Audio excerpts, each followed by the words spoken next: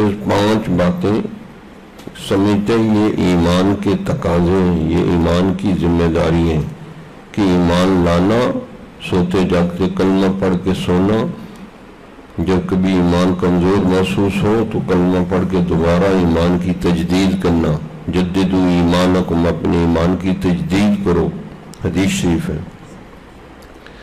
پھر ایمان کو بنانا، جان، مال، وقت، عزت، آبرو، ہر چیز ایمان کے لیے قربان کرنے کے لیے بندہ تیار نہ ہو، بے چین ہو اور دعائیں مانگے کہ یا اللہ میرا جان، مال، وقت، ہر چیز اپنی ہمیں ایمان کی خاطر قربان کرنے کی توفیق عطا فرما۔